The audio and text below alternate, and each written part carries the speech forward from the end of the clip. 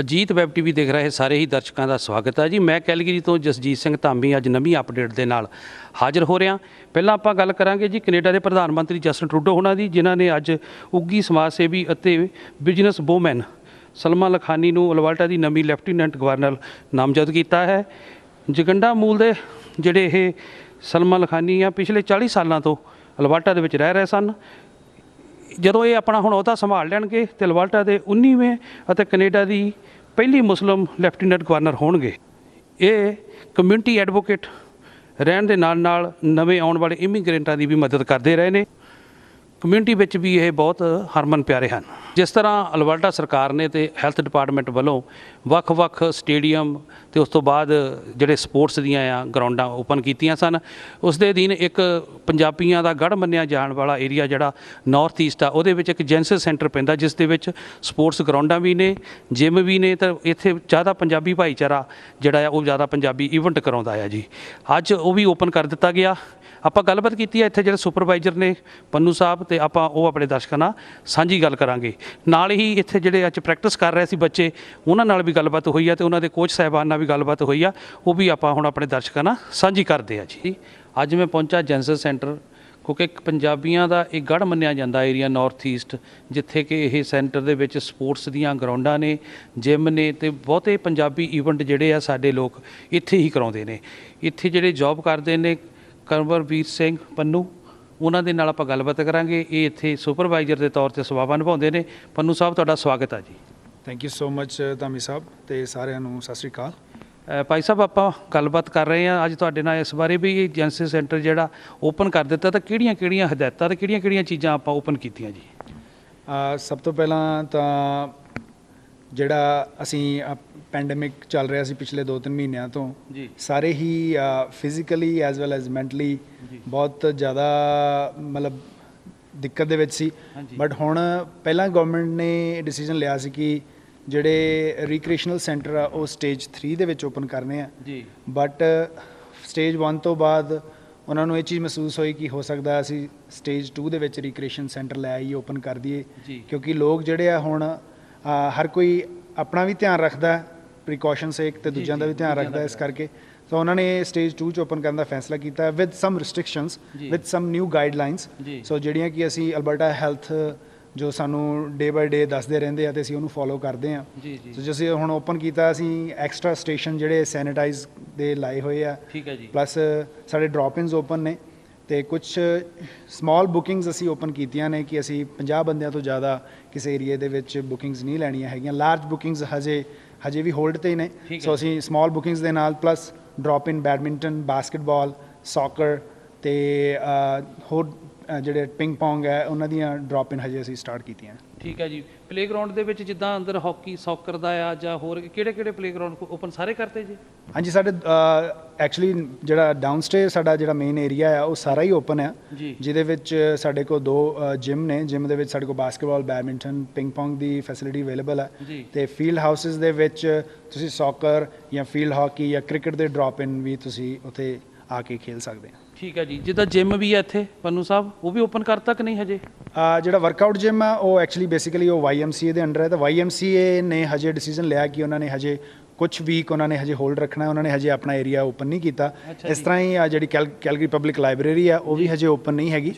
ਹਾਂਜੀ, ਸਿਰਫ ਡਾਊਨਸਟੇਅਰ area open ਹੈ, ਸਿਰਫ ਇਸ ਕਰਕੇ ਕਿ ਚਲੋ ਲੋਕ ਐਟਲੀਸਟ ਆਪਣੇ ਘਰਾਂ ਤੋਂ ਬਾਹਰ ਨਿਕਲਣ, ਥੋੜ੍ਹੀ ਐਕਸਰਸਾਈਜ਼ ਕਰਨ, ਬਟ ਜਸਟ ਟੂ ਚੈੱਕ ਕਿ ਤੁਸੀਂ ਆਪਣੇ ਆਪ ਨੂੰ ਸੇਫ ਰੱਖਣਾ ਤੇ ਦੂਜਿਆਂ ਨੂੰ ਸੇਫ ਰੱਖਣਾ।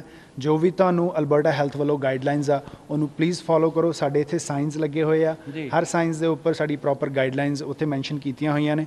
ਤੁਸੀਂ ਉਹਨਾਂ ਨੂੰ ਰੀਡ ਕਰਕੇ, ਤਾਂ ਕਿਉਂਕਿ ਸਾਡੇ ਹੁਣ ਜੇ ਬਾਸਕਟਬਾਲ ਦਾ ਇੱਕ ਸੈਕਸ਼ਨ ਓਪਨ ਹੈ, ਉਹਦੇ ਵਿੱਚ ਵੀ ਕੁਝ ਰਿਸਟ੍ਰਿਕਸ਼ਨਸ ਨੇ ਕਿ ਇੰਨੇ ਤੋਂ ਵੱਧ ਬੰਦੇ ਨਹੀਂ ਉੱਥੇ ਖੇਲ ਸਕਦੇ। ਸੋ ਅਗਰ ਲੈਟਸ ਸੇ ਸਾਨੂੰ ਵੀ ਅਸੀਂ ਫਰੰਟ ਡੈਸਕ ਦੇ ਉੱਪਰ ਜਿਹੜੇ ਸਾਡੇ ਗੈਸਟ ਸਰਵਿਸਿਜ਼ ਟੀਮ ਹੈ, ਉਹ ਵੀ ਉਹਨਾਂ ਨੂੰ ਅੱਗੇ ਫਲੈਕਸੀ ਗਲਾਸ ਅਸੀਂ ਲਾਤੇ ਆ ਸੇਫਟੀ ਵਾਈਜ਼, ਕਿਉਂਕਿ ਸਾਡੇ ਲਈ ਕਲਾਇੰਟ ਦੀ ਸੇਫਟੀ ਵੀ ਪ੍ਰਾਇਓਰਟੀ ਹੈ, ਸਾਡੇ ਲਈ ਸਾਡੇ ਸਟਾਫ ਦੀ ਸੇਫਟੀ ਵੀ ਬਹੁਤ ਪ੍ਰਾਇਓਰਟੀ ਹੈ ਜੀ। ਜਿਸ ਦੇ ਨਾਲ ਪੰਨੂ ਸਾਹਿਬ ਇੱਕ ਹੋਰ ਆਪਾਂ ਗੱਲ ਕਰਦੇ ਹਾਂ ਵੀ ਜਿੱਦਾਂ ਇੱਥੇ ਬਜ਼ੁਰਗਾਂ ਦਾ ਬੜੀ ਰੌਣਕ ਹੁੰਦੀ ਸੀ, ਹੈ ਨਾ, ਕਿਉਂਕਿ ਹੁਣ ਹਜੇ ਓਪਨ ਹੋਇਆ, ਬਜ਼ੁਰਗਾਂ ਵਾਸਤੇ ਵੀ ਓਪਨ ਕੀਤਾ ਕਿ ਨਹੀਂ ਹਜੇ ਸੀਨੀਅਰ ਵਾਸਤੇ? ਵੈਸੇ ਤਾਂ ਅਸੀਂ ਤਾਂ ਹਰ ਇੱਕ ਨੂੰ ਵੈਲਕਮ ਕਹਿ ਰਹੇ ਹਾਂ, ਸਾਡਾ ਮਤਲਬ ਸੈਂਟਰ ਜਿਹੜਾ ਸਾਰਿਆਂ ਲਈ ਓਪਨ ਹੈ। ਹਾਂਜੀ। ਬਟ ਅਸੀਂ ਹਜੇ ਕੁਝ ਤੁਹਾਨੂੰ ਦੱਸਿਆ ਨਵੀਂ ਗਾਈਡਲਾਈਨਸ ਦੇ ਨਾਲ ਅਸੀਂ ਹੁਣ ਜਿਸ ਤਰ੍ਹਾਂ ਕਾਮਨ ਏਰੀਆ 'ਚ ਸਾਡਾ ਤੁਸੀਂ ਦੇਖ ਸਕਦੇ ਹੋ ਪਹਿਲਾਂ ਬਹੁਤ ਸੀਟਿੰਗ ਏਰੀਆ ਹੁੰਦਾ ਸੀ, ਅਸੀਂ ਹੁਣ ਕੁਝ ਸੀਟਸ ਰਿਮੂਵ ਕਰਦੇ ਮਤਲਬ ਐਟਲੀਸਟ ਬੈਠੇ ਤਾਸ਼ ਵਗੈਰਾ ਖੇਡਦੇ ਸੀਗੇ, ਤਾਂ ਉਹਨਾਂ ਨੇ ਸੋਸ਼ਲ ਡਿਸਟੈਂਸਿੰਗ ਜਿਹੜੀ ਉਹ ਪ੍ਰੋਪਰ ਉੱਥੇ ਮੈਂ ਸਮਝਦਾ ਕਿ ਮੇਨਟੇਨ ਨਹੀਂ ਹੋ ਸਕਦੀ, ਇਸ ਕਰਕੇ ਫॉर ਟਾਈਮ ਬੀਇੰਗ ਅਸੀਂ ਇਹ ਜਿਹੜਾ ਫਰਨੀਚਰ ਹੈ ਰਿਮੂਵ ਕੀਤਾ। ਸੋ ਆਉਣ ਵਾਲੇ ਟਾਈਮ 'ਚ ਜਿਸ ਤਰ੍ਹਾਂ ਅਲਬਰਟਾ ਹੈਲਥ ਸਾਨੂੰ ਗਾਈਡਲਾਈਨ ਦਿੰਦਾ ਰਹੇਗਾ, ਠੀਕ ਹੈ ਜੀ, ਜੇ ਇਹੀ ਕਰਵ ਆਪਣੀ ਜਿਹੜੀ ਹੁਣ ਪੈਂਡੇਮਿਕ ਹੋ ਸਕਦਾ ਆਉਣ ਵਾਲੇ ਟਾਈਮ 'ਚ ਇਹਦੀ ਕੋਈ ਕਿਉਰ ਪ੍ਰੋਪਰ ਹੋ ਜੇ ਜਾਂ ਇਹਦੀ ਵੈਕਸੀਨੇਸ਼ਨ ਆ ਜੇ ਜਾਂ ਕੰਟਰੋਲ ਹੋ ਜੇ ਤਾਂ ਉਸ ਤੋਂ ਬਾਅਦ ਸਾਰਾ ਕੁਝ ਬੈਕ ਟੂ ਨਾਰਮਲ ਹੋ ਜਾਏਗਾ। ਹਜੇ ਤੱਕ ਤੇ ਸਾਡੇ ਲਈ ਇਹੀ ਨਿਊ ਨਾਰਮਲ ਹੈ। ਠੀਕ ਹੈ ਜੀ, ਅਖੀਰ ਵਿੱਚ ਤੁਸੀਂ ਕੀ ਮੈਸੇਜ ਦੇਣਾ ਚਾਹੁੰਦੇ ਆ ਵੀ ਓਪਨ ਹੋ ਗਿਆ ਤੇ ਕੌਣ ਜਿੱਦਾਂ ਕਿੰਨੇ ਵਜੇ ਤੋਂ ਕਿੰਨੇ ਵਜੇ ਤੇ ਓਪਨ ਰਿਹਾ ਕਰੇਗਾ ਜੀ? ਸਾਡਾ ਜਿਸ ਤਰ੍ਹਾਂ ਕਿ ਪਹਿਲਾਂ ਹੁੰਦਾ ਸੀ ਕਿ we are open Monday to Sunday 7 days we are open 9 AM to 9:30। ਹਾਂਜੀ। ਸੋ ਪਹਿਲਾਂ ਨਾਲੋਂ ਸਿਰਫ ਅੱਧੇ ਘੰਟੇ ਦਾ ਫਰਕ ਪਿਆ। ਵੈਸੇ ਯੂਜ਼ਲੀ ਅਸੀਂ 9 to 10 ਓਪਨ ਹੁੰਦੇ ਸੀ ਸਮਰ ਦੇ ਵਿੱਚ, ਹੁਣ 9 to 9:30 ਡ੍ਰੌਪ ਇਨ ਓਪਨ ਹੈ। ਸੋ ਡ੍ਰੌਪ ਇਨ ਮਾਰਨਿੰਗ ਤੋਂ ਚੱਲ ਜਾਂਦੇ ਆ, ਜਿਹੜਾ ਵੀ ਕੋਈ ਬੈਡਮਿੰਟਨ ਖੇਡਣਾ ਚਾਹੁੰਦਾ ਜਾਂ ਬਾਸਕਟਬਾਲ, ਅਸੀਂ ਇਨਕਰੇਜ ਇਹੀ ਕਰਦੇ ਹਾਂ ਕਿ ਤੁਸੀਂ ਆਪਣੇ ਇਕੁਇਪਮੈਂਟ ਲੈ ਕੇ ਆਓ ਤਾਂ ਕਿ ਤੁਹਾਨੂੰ ਇੱਥੋਂ ਇਕੁਇਪਮੈਂਟ ਨਾ ਲੈਣੇ ਪੈਣ, ਜਸਟ ਟੂ ਪ੍ਰੀਕਾਸ਼ਨ ਸੇਕ।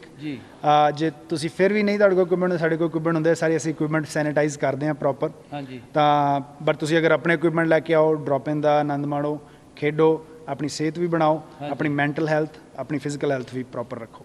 ਤੁਹਾਡਾ ਬਹੁਤ ਧੰਨਵਾਦ ਭਾਜੀ, ਤੁਸੀਂ ਬਹੁਤ ਜਾਣਕਾਰੀ ਅਹਿਮ ਦਿੱਤੀ ਆ, ਤੁਹਾਡਾ ਬਹੁਤ ਸ਼ੁਕਰੀਆ ਜੀ। ਥੈਂਕ ਯੂ ਧਾਮੀ ਸਾਹਿਬ, ਸਾਰਿਆਂ ਨੂੰ ਥੈਂਕ ਯੂ।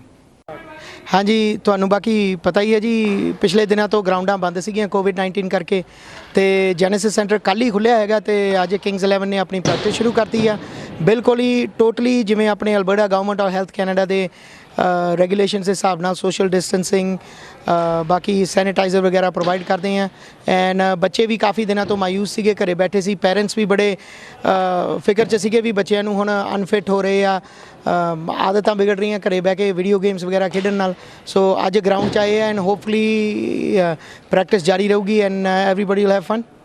ਹਾਂਜੀ, ਕੋਵਿਡ-19 ਕਰਕੇ ਸਾਡੀ ਪ੍ਰੈਕਟਿਸ ਬੰਦ ਹੋ ਗਈ ਸੀ ਤੇ ਸਾਰੇ ਬੱਚੇ ਘਰੇ ਬੋਰਡ ਹੋ ਗਏ ਸੀ, ਪਰ ਹੁਣ ਇੱਕ ਵਾਰੀ ਪ੍ਰੈਕਟਿਸ ਸ਼ੁਰੂ ਹੋ ਗਈ ਤੇ ਅਸੀਂ ਬਹੁਤ ਖੁਸ਼ ਹਾਂ। Because of COVID-19, everything was closed and we couldn't have practices and we missed nationals, but now we're really happy because everything's open again and we can practice. Everything was closed because of COVID-19, but now we're happy that it opened. Because of coronavirus, we couldn't have too many practices. We were not able to play in nationals either. We're happy that the pandemic has lifted, so we can start playing hockey and get on the field again. ਹਾਂਜੀ, Kings 11 ਵੱਲੋਂ ਪਹਿਲਾਂ ਤਾਂ ਸਾਰਿਆਂ ਦਾ ਧੰਨਵਾਦ, Alberta government ਦਾ ਧੰਨਵਾਦ। ਹੁਣ ਸਾਨੂੰ Covid ਕਰਕੇ ਸਾਰੀਆਂ ਪ੍ਰੈਕਟਿਸ ਬੰਦ ਸੀਗੀਆਂ, ਪਰ ਹੁਣ ਸਾਡੀ ਪ੍ਰੈਕਟਿਸ ਦੁਬਾਰਾ ਸਟਾਰਟ ਹੋ ਗਈਆਂ ਜੈਨੇਸਿਸ ਸੈਂਟਰ ਦੇ ਵਿੱਚ। ਐਵਰੀ ਟਿਊਜ਼ਡੇ ਅਤੇ ਥਰਸਡੇ 5:30 to 7 o'clock ਸਾਡੀ ਪ੍ਰੈਕਟਿਸ ਹੁੰਦੀ ਹੈ। ਸੋ ਰਜਿਸਟ੍ਰੇਸ਼ਨ ਓਪਨ ਹੈ, ਜਿਨ੍ਹਾਂ ਨੇ ਵੀ ਰਜਿਸਟ੍ਰੇਸ਼ਨ ਕਰਾਉਣੀ ਹੈਗੀ ਆ ਜੱਗੀ ਭਾਜੀ ਨੂੰ ਫੋਨ ਕਰ ਸਕਦੇ ਆ। ਪ੍ਰੈਕਟਿਸ ਸ਼ੁਰੂ ਹੈਗੀ ਹੈ ਟਿਊਜ਼ਡੇ ਅਤੇ ਥਰਸਡੇ, ਕੋਈ ਵੀ ਤੁਹਾਡੇ ਵੱਲੋਂ ਆ ਕੇ ਰਜਿਸਟ੍ਰੇਸ਼ਨ ਕਰਾ ਸਕਦਾ ਅਤੇ ਬੱਚਿਆਂ ਨੂੰ ਨਾਲ ਲਿਆ ਸਕਦਾ ਹੈ। Thank you. ਇਸ ਦੇ ਨਾਲ ਹੀ ਜੇ ਆਪਾਂ ਕੈਨੇਡਾ ਤੇ ਅਲਬਰਟਾ ਦੇ ਅੰਕੜਿਆਂ ਦੀ ਗੱਲ ਕਰੀਏ, ਕੈਨੇਡਾ ਦੇ ਵਿੱਚ 1,03,959 ਇਸ ਲਈ ਕੇਸ ਸਾਹਮਣੇ ਆਏ ਨੇ ਜੀ। ਮੌਤਾਂ ਜਿਹੜੀਆਂ 8,566 ਹੋ ਚੁੱਕੀਆਂ ਨੇ। ਅਲਬਰਟਾ ਦੇ ਵਿੱਚ 8,108 ਕੇਸ ਸਾਹਮਣੇ ਆਏ ਨੇ। 41 ਕੇਸ ਪਿਛਲੇ 24 ਘੰਟਿਆਂ ਦੌਰਾਨ ਵਿੱਚ ਜੋੜੇ ਗਏ ਨੇ ਜੀ ਨਵੇਂ, ਤੇ ਜਿਹੜੇ ਐਕਟਿਵ ਕੇਸ ਨੇ 547 ਨੇ, ਤੇ ਤੰਦਰੁਸਤ ਕੇਸ 7,407 ਨੇ, ਤੇ ਹਸਪੀਟਲ ਦੇ ਵਿੱਚ 41 ਮਰੀਜ਼ ਦਾਖਲ ਨੇ, ਤੇ ਇਸ ਦੇ ਨਾਲ ਹੀ ICU ਦੇ ਵਿੱਚ ਜਿਹੜੇ ਜੇਰੇ ਇਲਾਜ ਨੇ ਉਹ 9 ਨੇ ਜੀ। ਕੁੱਲ ਟੈਸਟ ਜਿਹੜੇ ਆ 4,49,251 ਹੋ ਚੁੱਕੇ ਨੇ ਜੀ। ਜੇ ਹੁਣ ਆਪਾਂ ਵੱਖ-ਵੱਖ ਜ਼ੋਨਾਂ ਦੀ ਗੱਲ ਕਰੀਏ, ਕੈਲਗਰੀ ਦੇ ਵਿੱਚ 5,352 ਕੇਸ ਸਾਹਮਣੇ ਆਏ ਨੇ, ਐਡਮਿੰਟਨ ਦੇ ਵਿੱਚ 1,028 ਕੇਸ ਸਾਹਮਣੇ ਆਏ ਨੇ, ਸੈਂਟਰਲ ਜ਼ੋਨ ਦੇ ਵਿੱਚ 93 ਕੇਸ ਸਾਹਮਣੇ ਆਏ ਨੇ, ਸਾਊਥ ਜ਼ੋਨ ਦੇ ਵਿੱਚ 1,309 ਕੇਸ ਸਾਹਮਣੇ ਆਏ ਨੇ, ਨਾਰਥ ਜ਼ੋਨ ਦੇ ਵਿੱਚ 312 ਕੇਸ ਸਾਹਮਣੇ ਆਏ ਨੇ। ਇਸ ਦੇ ਨਾਲ ਹੀ ਅਣਜਾਣ ਥਾਵਾਂ ਤੋਂ 14 ਕੇਸ ਪਾਏ ਗਏ ਨੇ, ਜਿਨ੍ਹਾਂ ਦੀ ਹਜੇ ਤੱਕ ਪੁਸ਼ਟੀ ਨਹੀਂ ਕੀਤੀ ਗਈ। ਤੇ ਆਓ ਆਪਾਂ ਹੁਣ ਸੁਣਦੇ ਹਾਂ ਡਾਕਟਰ ਡੀਨਾ ਹਿੰਸਾ ਹੋਣਾ ਵੱਲੋਂ ਅੱਜ ਦੀ ਦਿੱਤੀ ਹੋਈ ਜਾਣਕਾਰੀ। I'm pleased to report today that more than 7,400 Albertans have now recovered from COVID-19. We've conducted almost 7,200 new tests in the last 24 hours and have identified 41 additional cases in the province. Currently, 41 people are in hospital, 9 of whom are in intensive care. We know that this virus can spread easily from one to many. One area each in Calgary and Edmonton are currently on the watch list, with more than 50 active cases per 100,000. No additional measures are needed in either area at this time. However, we are watching closely those cases. Also today, we are listing new outbreaks linked to 4 restaurants in Edmonton: the Greta Bar, Earl's Tin Palace, The Pint, and Local on Jasper Ave. Alberta Health Services is working closely with operators to facilitate testing and ensure all necessary steps are taken to protect public health. We are encouraging anyone who attended any of those locations in the last 2 weeks to get tested.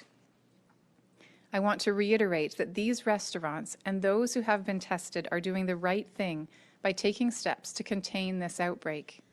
As I have said before, it is critical that we do not shame those who test positive, but rather support them to isolate and work with public health to do contact tracing and follow-up as these restaurants have done. Tomorrow is Canada Day, and rain or shine, I know that many Albertans are looking forward to celebrating. I encourage everyone to find creative ways to celebrate, including virtual events. As announced earlier this morning, we have now expanded the gathering limits for audience-type outdoor community events for those who wish to gather in person. Effective today, gatherings of up to 200 people are allowed for audience-type events like watching fireworks, festivals, rodeos and sporting events, and outdoor performances. When Stage 2 of our relaunch began, we committed to reviewing the situation in Alberta every 2 weeks to assess whether our measures were appropriate and if any changes could be made. Today's change is the first such recommendation that we brought forward to the government.